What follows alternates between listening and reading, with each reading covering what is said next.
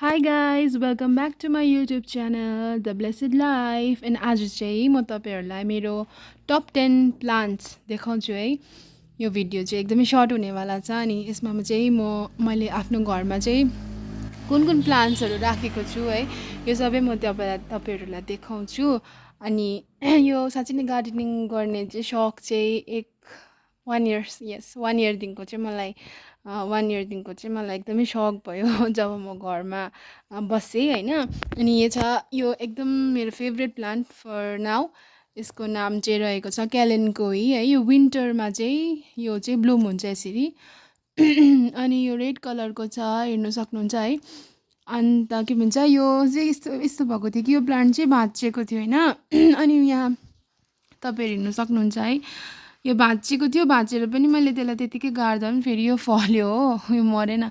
अनि यसलाई प्रपरली हामीले वाटर गरिबस्यो भने चाहिँ यो चाहिँ रहने रहेछ निकै। तर फ्लावरिङ चाहिँ यो चाहिँ ब्लुम चाहिँ यो विन्टरमै हुने रहेछ। अनि यो सानो यो बेबिजहरू आएको छैन होइन, हामीले यसलाई निकालेर अर्को पटमा राख्यो भने फेरि नयाँ प्लान्ट हुन्छ। अनि म त्यो गर्छु म बादमा त्यो होइन, तपाईँहरूलाई देखाउँछु। अन्त अब हामी यो इन्डोर प्लान्टमै जाउँ है। यो पनि मैले इन्डोर प्लान्टमै हालेको छु है। यो पाम प्लान्ट हो होइन, अलिक बेबी नै छ, यो ठुलो हुनुपर्छ यो होइन। त्यसको बादमा यो छ रोजमेरी हो। यो मलाई थाहा छैन यो ब्लू हुन्छ कि पर्पल हुन्छ कि पिङ्क हुन्छ। यसको फ्लावर अलिक ठुलो भएपछि चाल पाउँछ होइन, तर यो मैले सँगै रोपिदिएको छु। अब यो अर्को प्लान्ट छ है, यसको नाम छ एकेभेरिया है। म त यसलाई त स्नेक प्लान्ट भन्दै थिएँ, तर यो खासमा अर्कै एकेभेरिया भन्ने प्लान्टै रहेछ। यसले चाहिँ नि पुरा अक्सिजन प्युरिफाई गर्छ अरे। त यो सबैलाई मैले इन्डोरै राखेको छु होइन। अनि इन्डोरमा पनि यिनीहरू मजाले नै हुर्किँदै जाँदैछ हो। यहाँ यसको बेबी पनि आएको छ यहाँ सानोबाटै होइन।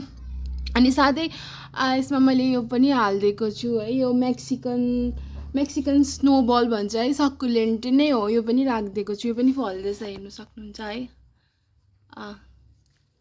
अनि मैले यसरी राखेको छु कर्नरमा है। अनि यो चाहिँ मलाई जहाँ मनपर्छ म घरिघरि यसको पोजिसन चेन्ज गर्दै बस्छु है। अनि यिनीहरूलाई सबैलाई चाहिँ अहिले बिहान बेलुका गरेर चाहिँ पानी हाल्नुपर्छ।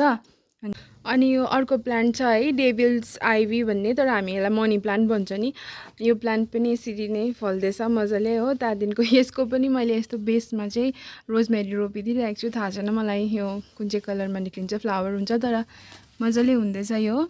अनि त्यही हो, स्याहार सुसार त हामीले अभियसली गर्नै पर्छ है, पानी हाल्नुपर्छ, मल हाल्नुपर्छ।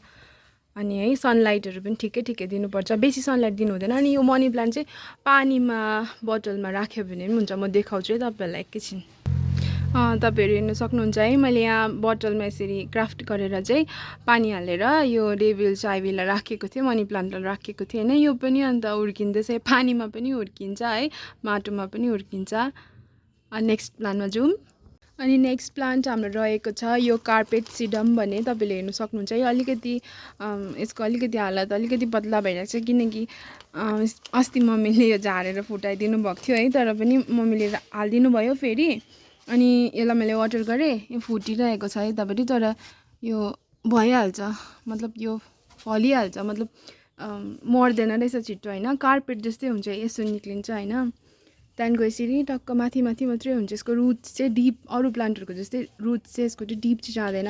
ठुल्ठुलो लनहरू गार्डनहरू छ भने चाहिँ मजाले यो राख्नु चाहिँ राम्रो देख्छ, यसरी पटमा राख्नुभन्दा पनि हो। अब नेक्स्ट प्लान्टमा जाउँ हामी। यो नेक्स्ट प्लान्ट चाहिँ अहिले एकदमै सानो छ है।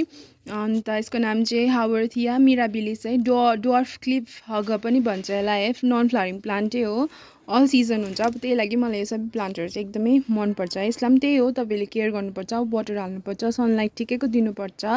अन्त अब नेक्स्ट प्लान्टमा जाउँ हामी है। यो प्लान्टको नाम रहेछ बास्केट प्लान्ट है। अनि यसबाट 5वटा जस्तो यसको फेरि पनि यस्तै सेम निक्लिन्छ। अनि त्यो चाहिँ एकदमै हेर्नुमा चाहिँ एकदमै सुन्दर देखिन्छ है। मैले यसमा पनि क्राफ्ट गरेर यो ह्याङ्गिङमा गरेको छु, अलिक ठुलो भएको म तपाईँलाई देखाउँछु एकछिन है।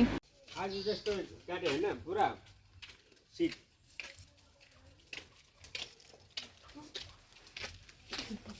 अलि गाडी आउँछ कि अलि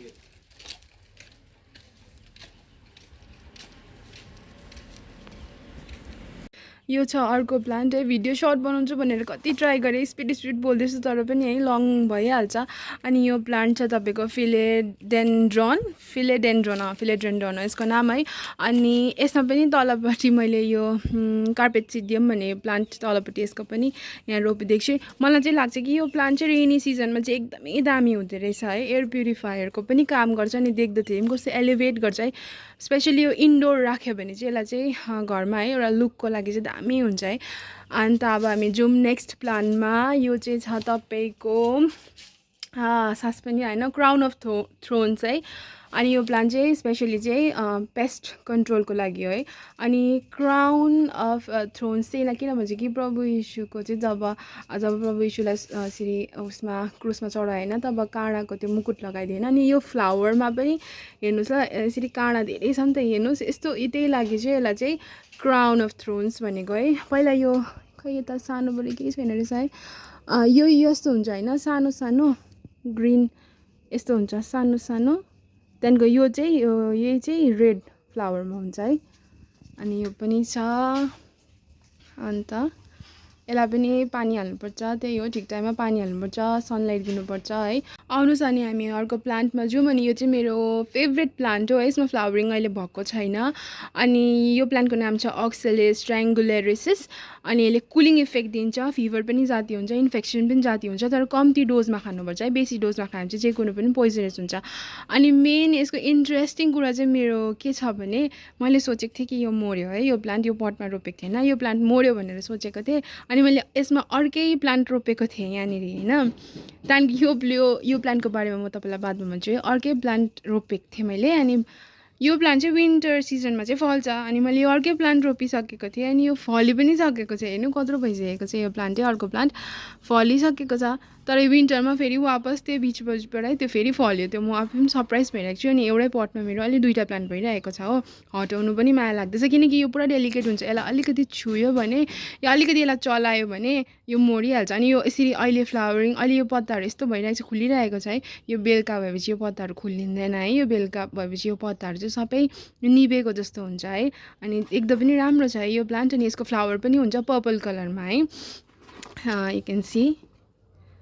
अन्त यो अर्को जुन चाहिँ प्लान्ट छ है, यो चाहिँ छ मिराकल लिफ भन्ने हो। यो चाहिँ खासमा चाहिँ यसले चाहिँ स्मल पक्सहरू अनि एस्थमाको बिमारीहरू चाहिँ जाती हुन्छ। यो चाहिँ हो मेडिसिनलै प्लान्ट हो यो पनि। सो आई होप तपाईँहरूलाई यो भिडियो एकदमै राम्रो लाग्यो होला, इन्फर्मेसन पनि लाग्यो होला, अनि इन्टरटेनमेन्ट पनि लाग्यो होला भनेर म आशा गर्छु। अनि स्पिडमा बनाउनु पऱ्यो, किनकि मैले यसको टाइम लिमिट धेरै कम्ती गर्नु खोजेको थिएँ, तर एक्सप्लेन गर्दा गर्दा यो त्यो भन्दा एकदमै छिटो भयो। Thank you so much for watching this video है। यसरी नै धेरै तपाईँहरूको सपोर्ट मलाई दिनुहोस्। Thank you, take care, bye by.